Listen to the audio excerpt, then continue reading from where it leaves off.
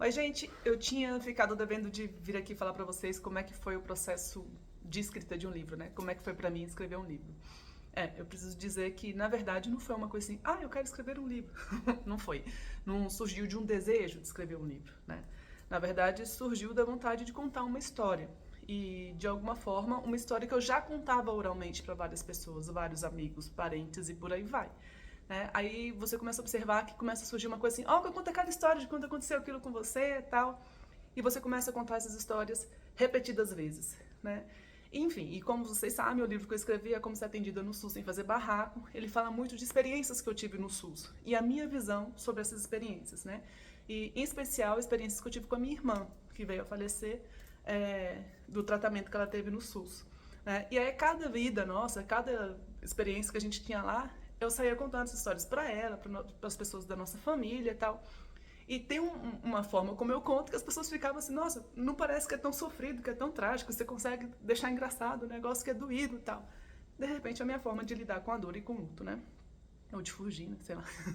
Enfim. Mas aí eu sei que eu comecei a contar essas histórias para as pessoas e elas começavam assim, por que você não conta isso num canal? Por que você não escreve essas histórias? Por que você não sei o que? Eu falei, mesmo, vou começar a escrever essas histórias. E comecei a escrever. Não tinha intenção de virar livro, não tinha intenção de nada disso. E aí eu me lembro de um documentário que eu assisti, acho que tem até no Netflix, que é um cara que vira amigo de um polvo.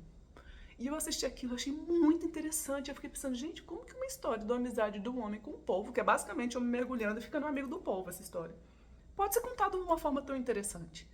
Aí eu fiquei pensando, né, pô, talvez não seja tanto a história que você conte, mas como você conta a história que você conta. Porque todo mundo tem uma história para contar.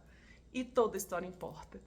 Quando eu me dei conta disso, era como se eu tivesse achado a minha voz, né? A voz que eu contava a história para as pessoas, do jeito que eu sou, do jeito que, né, eu costumo falar as coisas e que elas achavam engraçado, então elas se envolviam com a história.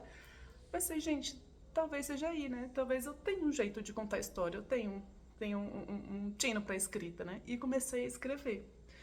Então, para mim, o processo de escrita ele foi meio que assim. Primeiro surgiu uma contadora de histórias. E depois ela foi sintetizando essa contação de histórias em livros, né? Pretendo escrever outros, já comecei a escrever um, tenho outro em mente, né? Mas é isso. Eu gostaria de compartilhar com vocês. Beijo, tchau, tchau.